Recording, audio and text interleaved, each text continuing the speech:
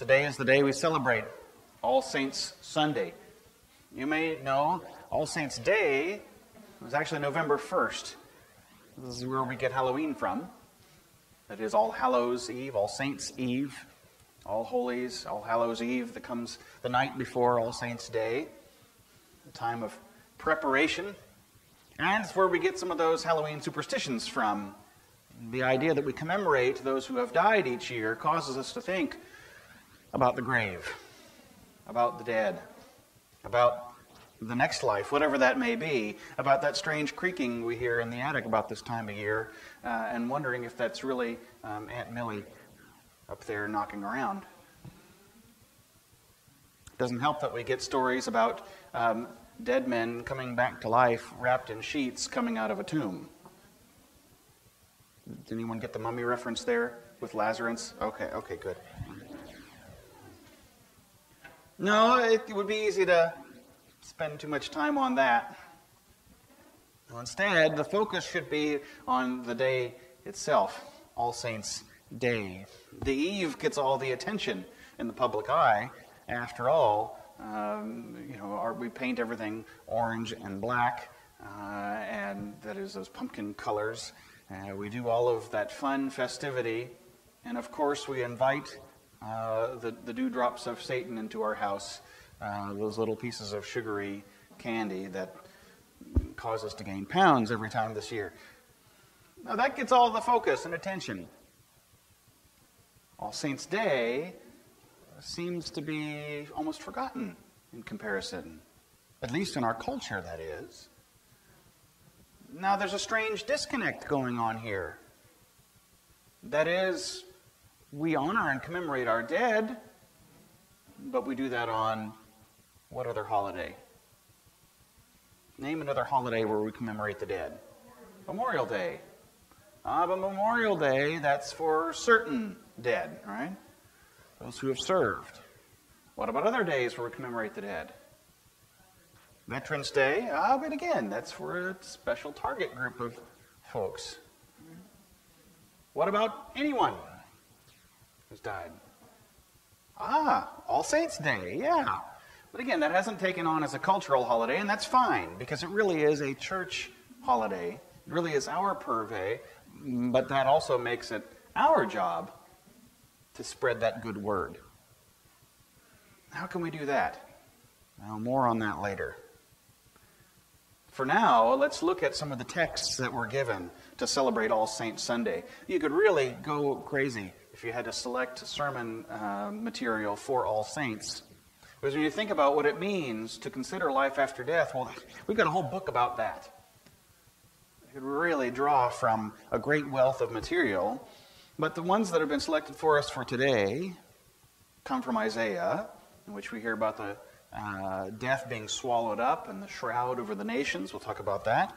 We hear from the book of Revelation, that is the new heaven and the new earth coming down. We'll talk about that. And then we hear the more familiar tale of Jesus and Lazarus being raised from the dead. Let's start there and work our way backwards, because it seems that may be the easiest point of connection. After all, what's easier to think about? God transforming the nations, or someone who has died who is dear and close to your heart? Well, obviously, I would think that it'd be the one that is closest to your heart. You may have a passion for converting nations of people. You may have a passion for ending poverty, hunger, injustice, failed states, and so on. But more than likely, it's easy to remember those who are closest to us. And we do that on All Saints' Day. We commemorate those, particularly in this church and many others around the world, on this Sunday, commemorate those who have died within the past year. We'll be praying through the list of names that are here in our bulletin, those who have died, as well as we'll be offering you a chance to speak a name of someone who has died in the past year, a family member or relative, someone who may not have been a member of this church. And we'll commemorate each name with the ringing of a bell, a sound that gives clarity and focus to our speech, so that each name is remembered with that beautiful tone.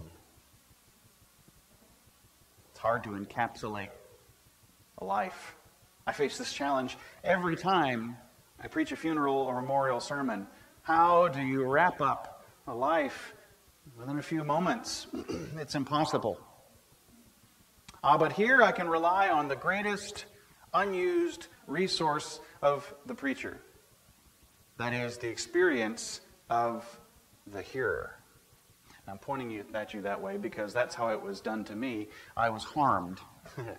You see, our preaching professor back in seminary, his name was Dr. Paul Harms, and he had a way of catching you off guard and grabbing you by the shirt sleeve and pulling you close to him and saying something to you.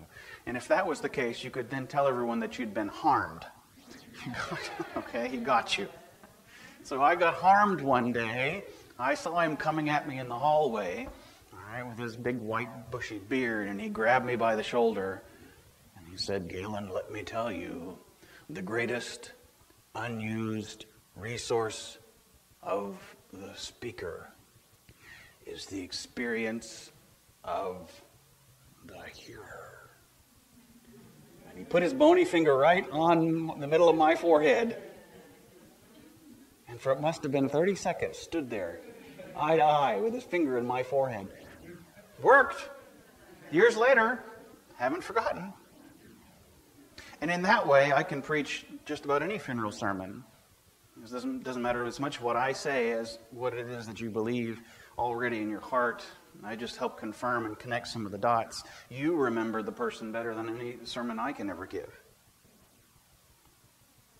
And so it is when we think of loved ones who have died, all it takes is the ring from a bell. And that becomes the most meaningful sermon ever heard. We remember in that moment those who have died.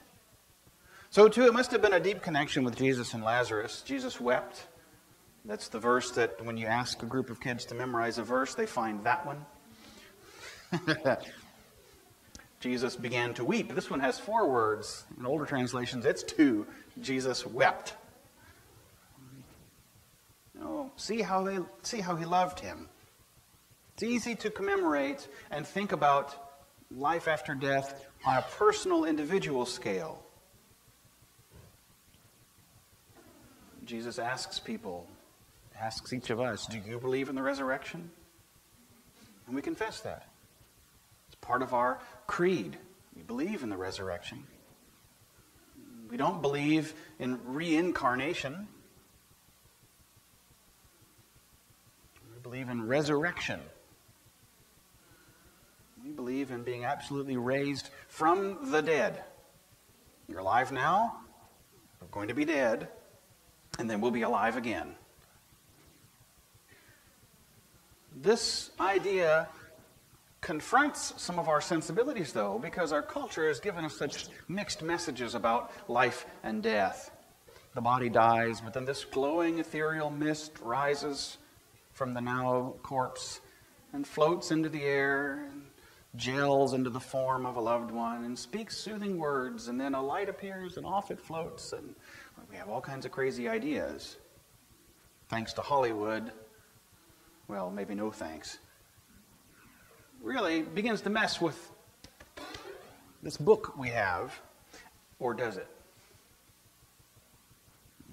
This is where some of the Halloween stuff comes in.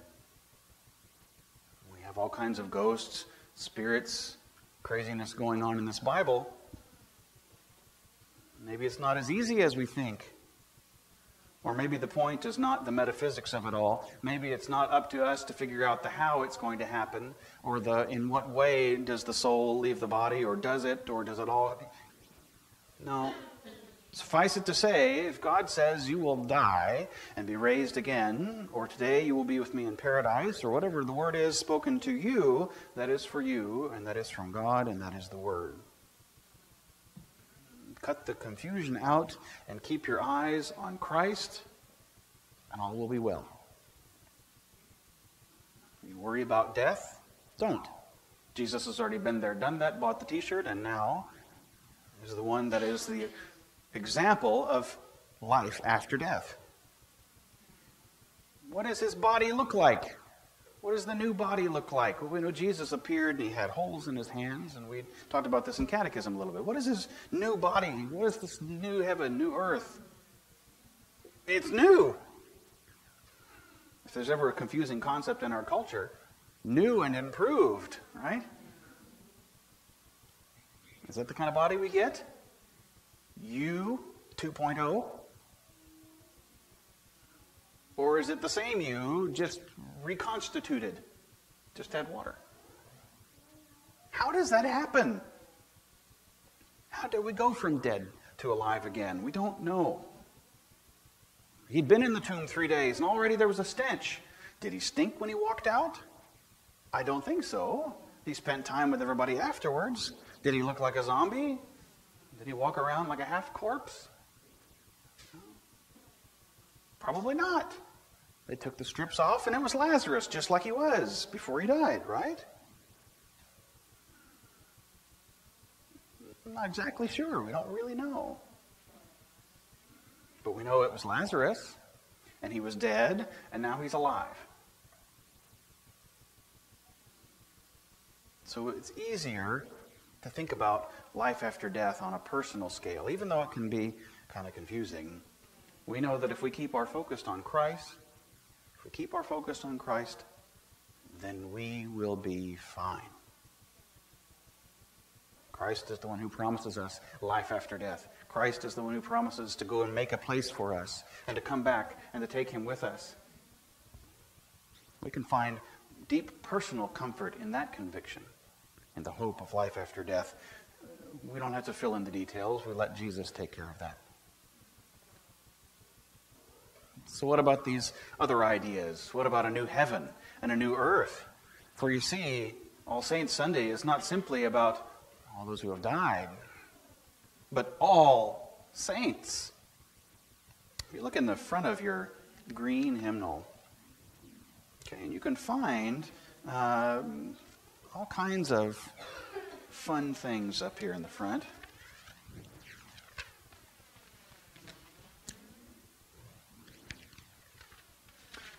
You'll find a table of contents. You'll find all kinds of hymns and liturgies. But before you get to any of that, on page 9, you'll find the calendar. You find the seasons. But flip over to page 10, you find a list of what says the lesser festivals and commemorations. You are looking at a list of saints. Now, they are not saints that we venerate in the same way that the Roman Catholic Church defines a saint. Okay? We don't have that kind of strict definition. And they are not saints in the same way that is perceived, perhaps wrongly, about Roman Catholic saints. That somehow their prayers are more effective than ours, and we can pray to them and they can pray on our behalf. That's not exactly the way we do things. No, we have a direct line. We don't have to go through any intermediaries. We can talk directly to God himself, and not just because it's a local call from Washington. That was a joke, but no, you look at this. Some of these folks, or other commemorations. They're not all people. For instance, what's today?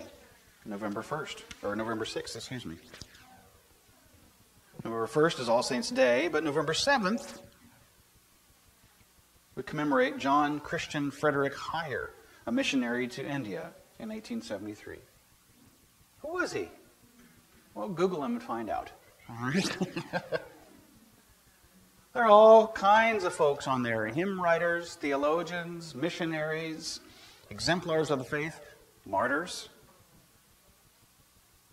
reformers, evangelists and apostles. They're all listed right there. So if you wonder what commemorations there are, these are folks that we can look to for an example. And in that way, the individual saints point us to the greater mission. These were folks who had God's heart, who saw the world as God called them to see it, in need of reformation, in need of renewal, in need of food, clothing, drink. We too can be saints, living saints, in this world. Death is not a prerequisite for sainthood in the Lutheran Church. You all are saints now. As David said in the Psalms, my joy is in the saints, in whom I take delight, those who love your law. I can think on my hand of the people who influenced me as a child. I think of Eleanor Jacobson, one of my childhood Sunday school teachers, whose faith was an example for me. She is a saint. Now, she qualifies also in that she's dead at this point, but she's alive also in Christ. Again, death is not a prerequisite. Who influenced you in the faith? Who would you call a saint? Who was an exemplar for you of God's love? We have a list here, but you have your own list as well. And not only did they love you, how many others did they love? How did they serve? How did they share? So we have saints that point us into the world and readings that remind us of the world. Let's look at the one from Isaiah. On this mountain, he's talking about Zion, the Lord of hosts will make for all people a feast of rich food, a feast of well-aged wines, of rich food filled with marrow, of well-aged wines strained clear. That might be offensive to some vegetarians, but maybe there's some rich food there that they can have as well. It doesn't have to be all filled with marrow, does it? He will destroy on this mountain the shroud that is cast over all peoples. Where do we put a shroud? Over what? Dead people. You see the idea of death and life right there. He will destroy the shroud, the sheet that is spread over all nations. You know, the crime scene. They throw the sheet over the body. They go to the morgue and they pull the sheet back. Popular culture can help us in some ways. He will destroy the shroud, destroy the sheet, and he will swallow up, in case you missed the point, swallow up death forever. The Lord God will wipe away the tears of all faces, and the disgrace of his people he will take away from the earth. Now, does that mean that he is going to raise the dead in all the nations? You could look at it that way. But there's an idea that's coming more and more into our culture, one that is not just the purvey of politicians or folks at the UN, and that is the idea of a failed state. Have you heard of this before? See, it's beginning to catch on. That there are places in the world where the basics, necessities of life are sorely and severely lacking, where the leaders and the rulers in those countries rule with brutality or cruelty or oppression, where the people are kept down in some way or another. But the changes coming through their country, the changes in their climate, the changes in their livelihood by a migrating people coming in, overuse of the ground. I can belabor the point, but you get the idea, I hope. There are places that are dead now, and the folks who live there live as the living dead. Folks for whom they wake up each morning and think it would be better that I weren't here, let alone these children for whom I must care. Except for the saints.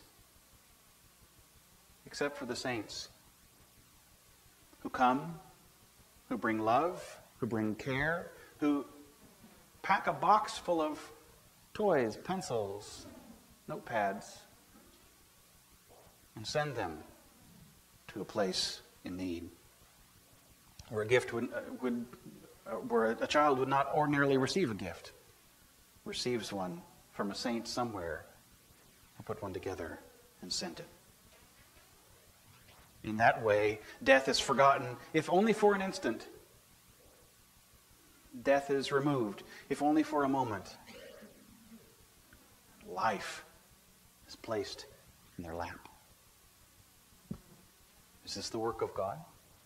Absolutely. Is this the work of the saints? It's our calling. It will be said on that day, "Lo, this is our God. We have waited for him so that he might save us. This is the Lord for whom we have waited." People are hungry for God, waiting for the word of the Lord. And it's not something that we simply wait for to happen in the future. We think, well, that's great. The Lord's going to come back someday, and this prophecy will come true. God is calling us now, as his kingdom breaks in, to be saints, to be active participants with him in this work of removing the shroud, of pulling away death, of bringing life. But lest we think we can do it all on our own, we are given this funny little reading from the very back of the book, from the book of Revelation, the new heaven and the new earth. And just in the same way as we don't know exactly what the new body will be like, we just know the new heaven and the new earth will be new. The first earth had passed away, and the sea was no more. That one usually escapes notice, but we think of the whole earth passed away. Is it a euphemism for death? What is that? What exactly does it look like? What matters most is who will be with us. The home of God is among mortals. He will dwell with them. They will be his peoples, and God himself will be with them. He will wipe away every tear. That sounds familiar. We heard that in Isaiah. Death will be no more. We heard that too. Mourning and crying and pain will be no more. Failed states will be no more. Hungry children will be no more. Naked, homeless people will be no more. The first things have passed away. Can you hope in that? I sure hope so. I can. Give thanks today for those saints who are near and dear to our hearts. We remember them and we speak their names. Give thanks today for the living saints who call us to serve, who are exemplars of righteousness, who go before us and show us the way to love and to care. And give thanks to God for his promise of a new heaven and a new earth. Amen.